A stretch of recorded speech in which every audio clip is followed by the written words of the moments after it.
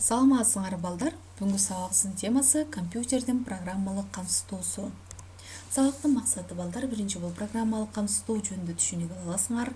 Экинчи программалык камсыздоонун түрлөрүн жана функцияларын окуп үйрөнөсүңөр. Үчүнчү программалык камсыздоолордун компьютер үчүн маанилүүлүгүн үйрөнө аласыңар. Анда балдар жаңы темага көрөдөн мурда өтүлгөн темаларды кыскача кайталап өтөлү. Биринчи бул стандарттык коддоо таблицасы деген эмне балдар?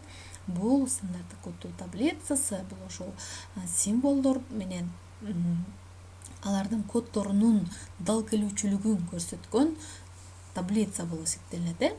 Мисалы AES Unicode стандарттык коддоо таблицаларын биз окуп үйрөнгөнбүз.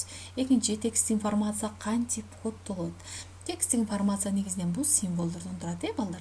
Ошо символдорго ошол стандарттык коддоо таблицасында өзүнүн ар биринин өзүнүн коду дал келтирилип түшүрүлгөн. Ошонун негизинде текст информация коддолот деп айтканбыз. Үчүнчү, маалыматты өлчөөнүн алфавиттик ыкмасы жөнүндө айтып бергиле. Балдар, биз мурдагы сабакта маалыматты өлчөөнүн эки ыкмасын караганбыз. Алфавиттик ыкма жана мазмундук ыкма. Демек, алфавиттик ыкма бул алфавиттик кубаттуулук деген түшүнүк бар. Алфавиттик кубаттуулуктун негизинде ар бир символ канча көлөмдө элейт, же болбосо канча бит алып жүрөрүн билгенден кийин берилген маалыматтын көлөмүн өлчөп коюу көп деле кыйынчылык жаратпайт, балдар. Эми силер дагы өтүлгөн теманы сөзсүз бир көз жүгүртүп кайталагыла. Анда бүгүнкү сабагыбыздын планы биринчи бул программа жана программа камсыздоо деген эмне суроосуна жооп алабыз. Экинчи, программа камсыздоонун түрлөрү. Үчүнчү, системалык программа камсыздоо. Төртүнчү, колдонмо программа камсыздоо. Бешинчи, программалоо системалары. Алтынчы, сабакты бышыктап жыйынтыктайбыз. Жана ушул сабакта колдонулган түйүндүү түшүнүктөр. Демек, балдар, бүгүнкү сабагыбыз түйүндүү түшүнүктөргө бай экен. Эми демек биринчи планга келели. Программа жана программалык камсыздоо. Эми программа деген балдар бул алгоритмдин формалдык компьютердик тилде берилиши.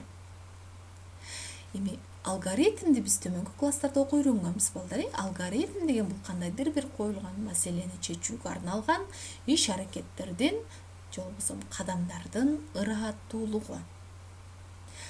Эми программага аныктама берсек, демек бул программа бул кандайдыр бир коюлган маселени чечүүгө арналган иш-аракеттердин ырааттуулугунун компьютердик тилде берилиши экен.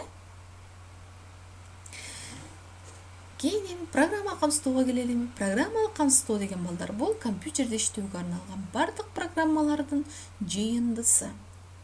Эми балдар, компьютердин эки камсыздоосу бар дегенбиз: аппараттык жана программалык камсыздоосу. Эгерде программалык камсыздоосу жок болсо, анда компьютер иштеши мүмкүн эмес. Бул программалык камсыздоо бул компьютердин иштөөсү үчүн эң негизги жана маанилүү болуп эсептелинет. Эми кийинки планга келели. Программалык камсыздоо, демек ошо программалардын тобу, жыйындысы 3 чоң топко бөлүнөт. Бул аткарган функцияларына жараша. Биринчи бул системалык программалык камсыздоо тобу, экинчи колдонмо программалык камсыздоо, үчүнчү программалоо системалары. Демек, программа камсыздоо 3 топко бөлүнөт экен, балдар. Эми ар бирине токтололу. Системалык программалык камсыздоого келели. Үчүнчү план. Системалык программалык камсыздоо, балдар, бул эсептөө системасынын компоненттери болгон процессор, байланыш жана перифериялык түзүлүштөрүн башкаруучу программалардын жыйындысы. Бул демек система программа камсыздоо бул эң негизги программа камсыздоо болуп эсептелет. Жана процессор, байланыш жана перифериялык түзүлүштөрдү башкарат. Эми бул программа камсыздоодо 3 чоң топко бөлүнөт. Бул биринчи операциялык системалар. Мисалы, бул Windows, Linux, Mac. Биз негизинен Windows'ты колдонобуз. Экинчи бул сервистик программалар, же болбосо утилит программалар, бул антивирустар, архиваторлор кирет. Кийинкиси файлдык менеджерлер. Эми ар бирине кенен токтололу. Операциялык системалар деген эмне? Операциялык система деген балдар бул компьютер системасынын аппараттык ресурстарын башкарууну жана программалык процесстердин аппаратура, башка процесстер жана колдонуучулар менен болгон аракеттерин камсыз кылган программалар тобу болуп эсептелет. Биз өйдө да мисал келтирдик. Бул жерде Windows, Linux, Mac операциялык системалары. Бизде негизинен Windows операциялык системасы колдонулат балдар. Эми операциялык система бул эсти, киргизүү чыгарууну, файлдык системаны, процесстердин өз аракеттерин башкарат. Демек компьютердин иштешин эмне кылат экен? Контролдойт экен. Компьютер системасы менен колдонуучу ортосундагы интерфейсти уюштурат. Ал эми интерфейс деген эмне балдар? Бул колдонуучу менен компьютердин ортосундагы диалогдук режимди уюштуруп берүүчү каражаттар болуп эсептелет. Интерфейстин да түрлөрү бар, аз токтолобуз. Мисалы, менюлар, терезелер болушу мүмкүн. Биз ошол менюлар аркылуу компьютер менен эмне кыла алабыз? Сүйлөшө алабыз, байланыш кура алабыз. Бул интерфейс экен демек. Интерфейстин эки түрү бар балдар. Бул аппараттык интерфейс жана колдонуучулук интерфейс. Аппараттык интерфейс бул компьютердин түзүлүштөрүнүн ортосундагы өз ара байланышты камсыз кылган каражаттар. Мисалы, драйверлер. Балдар, мисалы, принтерди компьютерге кошконубузда ал сразу эле иштеп кете албайт. Ал үчүн принтердин эмнесин орнотушубуз керек компьютерге? Драйверин орнотушубуз керек. Демек, ошол компьютердик түзүлүштөрдүн ортосундагы өз ара байланышты камсыз кылган каражаттар бул аппараттык интерфейс болуп эсептелет. Колдонуучулук интерфейс экинчи. Бул колдонуучу менен компьютер ортосундагы өз ара байланышты камсыз кылган каражаттар. Биз өйдө да айттык, бул менюлар болуп, терезелер болуп эсептелет, вкладкалар же болбосо. Интерфейс түшүнүктүү болду, балдар. Эми операциялык система демек эмне кылат экен? Бул компьютердин программалык, аппараттык бөлүгүн жана колдонуучунун ортосундагы өз ара байланышты камсыз кылып берет экен. Бул интерфейстин жардамы аркылуу. Эми экинчи тобу бул сервистик программалар дедик. Бул ошол системалык программа камсыздоонун экинчи тобу. Сервистик программалар балдар, бул антивирустук программалар болуп эсептелет. Же болбосо утилит программа деп да айтабыз. Антивирустук программалар булар компьютердик вируска каршы күрөшүүчү, компьютерди вирустардан сактоочу программалар тобу болуп эсептелет. Мисалы, Доктор Веб же болбосо Касперский. Бул антивирустук программалардын түрлөрү аябай көп. Кийинкиси архиваторлор. Архиваторлор деген бул маалыматтар же болбосо программаларды кысып берүүчү программа. Мунун негизги максаты бул көлөмүн кичирейтүү. Архиваторлорго мисалы zip архиватору бар, WinRAR архиваторлору бар. Дагы мындан башка дагы түрлөрү көп.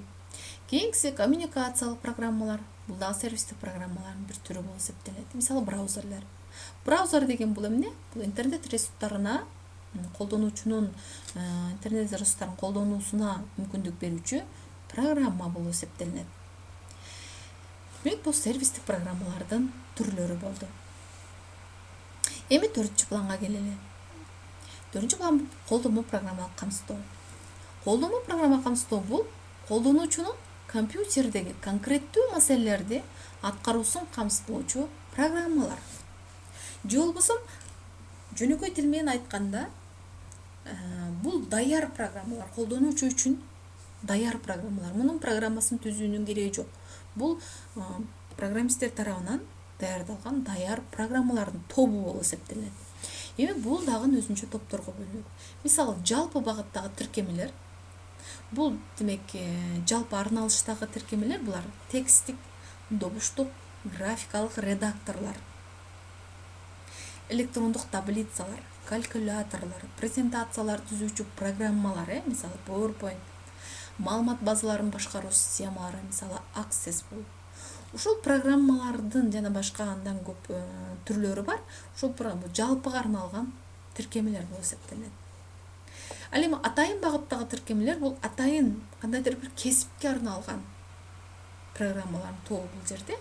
Компьютердик чыюу системалар бул инженерияга мисалы тиешелүү сөздүктөр, энциклопедиялар, котормочулар, бухгалтердик программалар жана башкалар. Демек, бул атайын багыттагы же болбосо кандайдыр бир атайын конкреттүү кесипке арналган программалар тобу. Кийинкиси окутуучу программалар. Бул электрондук китептер, репетиторлор, тексттер, конструкторлор жана башкалар кирет.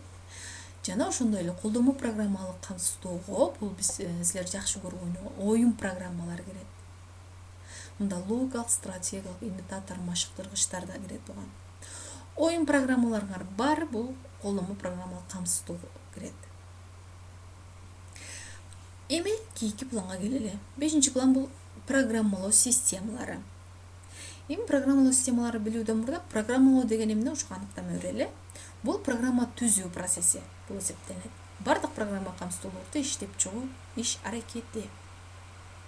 Программаларды түзүү, жазуу үчүн атайын иштелип чыккан формалдык программалоо тилдери колдонулат. Мисалы бул Python, C++, Java, Pascal жана башка.